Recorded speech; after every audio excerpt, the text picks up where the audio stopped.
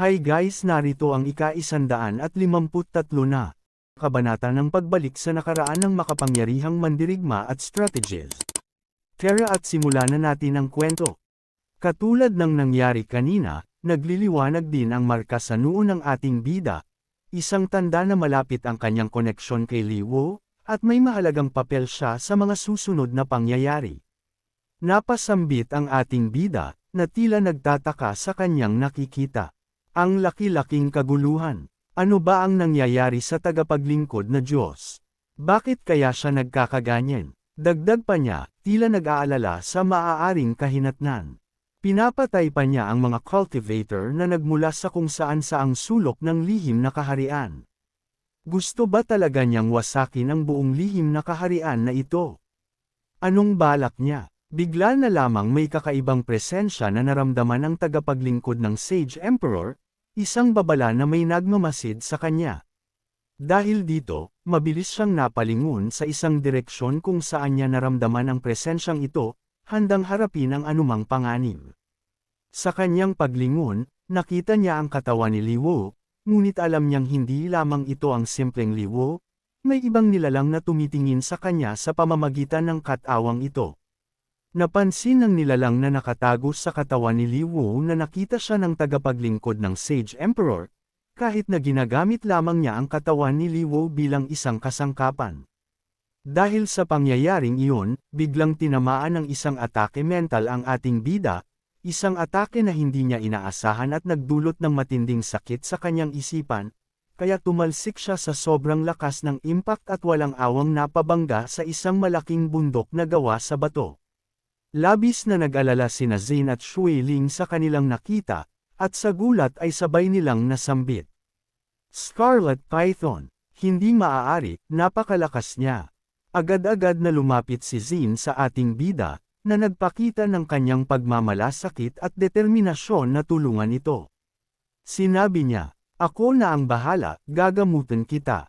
Kailangan mong magpagaling agad." Sa kabilang banda naman, ang tagapaglingkod ng Sage Emperor ay tila walang pakialam sa nangyari sa ating bida, at mayabang na sinabi. Mga hamak na langgam lamang pala ang nangangahas na sumilip sa mga sikreto ng langit. Hindi nila alam kung sino ang kanilang binabangga. Dahil sa biglaang pagbabago ng mga pangyayari, ang atmosphere sa kanilang paligid ay nagsimulang magbago, tila sumasabay sa tensyon na bumabalot sa lugar. At ang direksyon ng hangin ay nagsimulang umihip papalayo, na para bang may isang malakas na puwersa na humihila dito.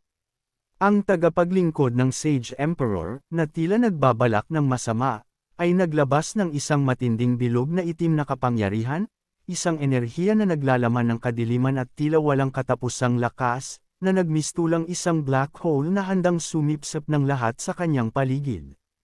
Ang bilog na itim na kapangyarihan ay dahan-dahan lumalaki ng lumalaki, na para bang walang hangganan ang kanyang kakayahan na lumawak, at nagdulot ito ng matinding pagkabahala sa mga nakakakita. Hanggang sa mapansin na ito ni Zin, na noon lamang napagtanto ang tunay na panganib na kanilang kinakaharap, at alam niyang kailangan nilang gumawa ng isang bagay upang pigilan ang kapangyarihang ito. Itinuro ng tagapaglingkod ng Sage Emperor ang isang direksyon, tila batid kung saan nagtatago ang ating mga bida, at handa nang ipamalas ang kanyang kapangyarihan. Marahan niyang sinabi, na may halong pagkutsa at pagmamataas. Ang katawang mortal ay sadyang mahina at hindi kayang tumagal kahit isang atake lamang mula sa akin. Tanggapin ninyo ngayon ang parusa ng Diyos.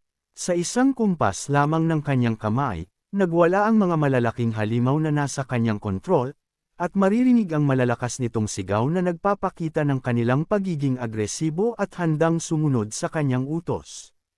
Ang kumpol ng malalaking halimaw ay nagsimulang magpuntahan agad sa direksyon kung saan itinuro ng tagapaglingkod ng Sage Emperor, handang sugulin at paksein ang sinumang nasa kanilang daraanan.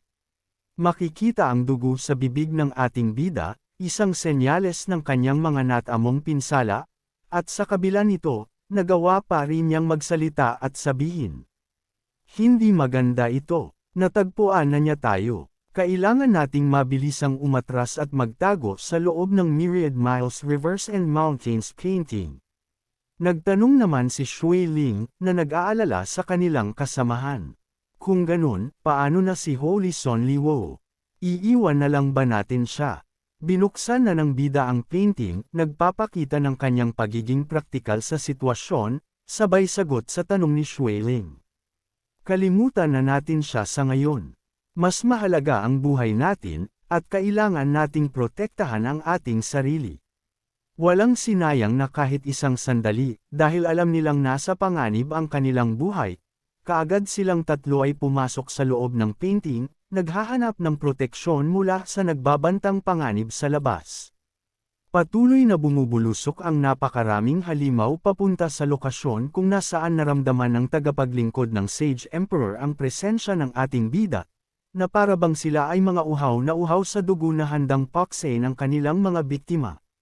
Habang patuloy na patungo ang mga halimaw sa lokasyon ng ating bida, ang lupa ay yumanig sa kanilang mga yabag, at ang hangin ay napuno ng kanilang nakakatakot na mga ungol, na nagdulot ng matinding takot sa sinumang makakarinig nito. Naramdaman naman ng tagapaglingkod ng Sage Emperor ang nangyari, na tila nabigo sa pagkawala ng kanyang mga target, at sinabi, nawala na naman sila sa aking paningin. Hindi nila ako matatakasan. Dahil sa pagpasok ng ating bida sa loob ng painting, napatid ang koneksyon nito kay Li Wo, na nagdulot ng pagkawalan ng kontrol sa kanyang katawan, at ito ay tuluyan ng nagsing, na nagpapakita ng kanyang pagiging ordinaryong nilalang lamang. Nang tuluyan ng mabawi ni Li Wo ang kanyang kamalayan, matapos ang mga nangyari, labis siyang nagulat sa kanyang nakita at halos hindi makapaniwalang yutal na sinabi. Lord, hindi maaari, narito ang Panginoon. Dahil sa labis na pagkabigla at paggalang, lumuhad siya ng buong paggalang sa harapan ng nilalang. Pagbati po, kamahalan, Lord Attendant God. Ako po ay lubos na nagpapasalamat sa inyong presensya. Kaagad siyang nagpaliwanag sa mga nangyari, na nagpapakita ng kanyang pagiging alisto at takot sa kanyang Panginoon.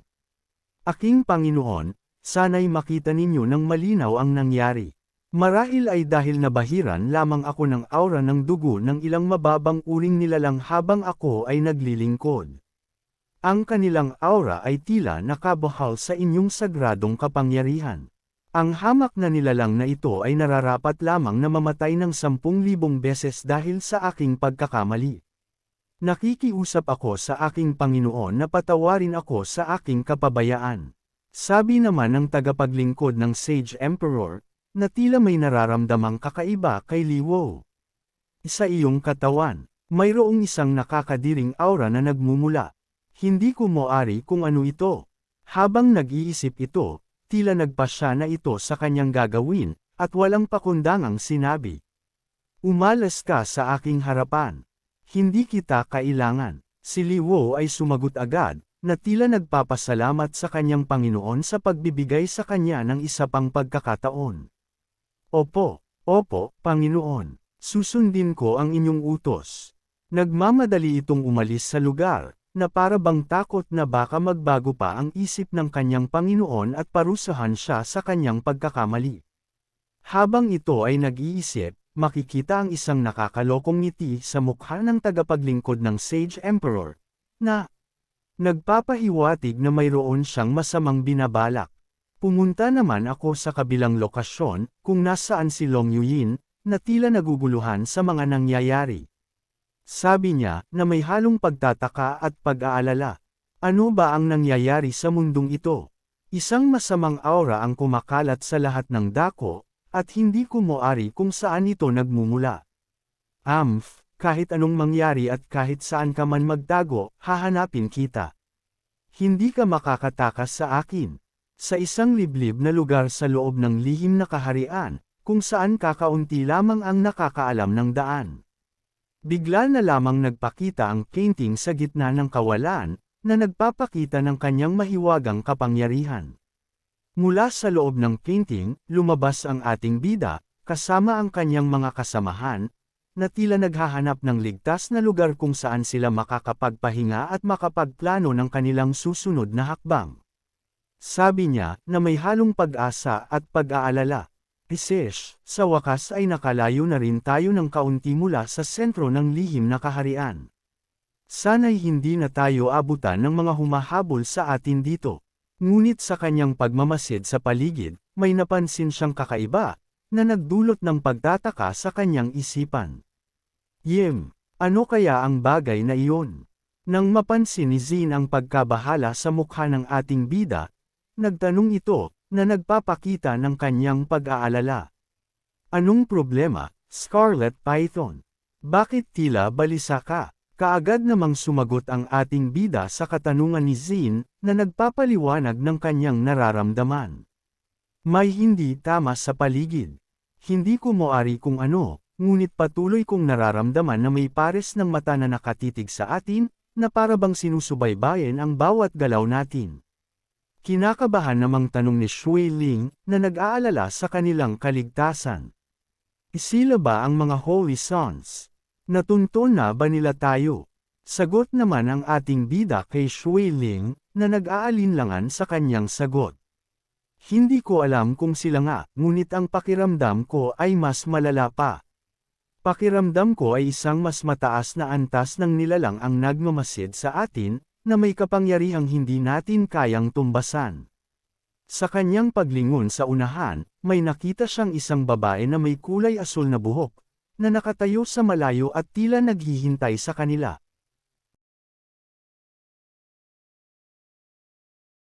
At dito nagtatapos ang kabanata. Maraming salamat po.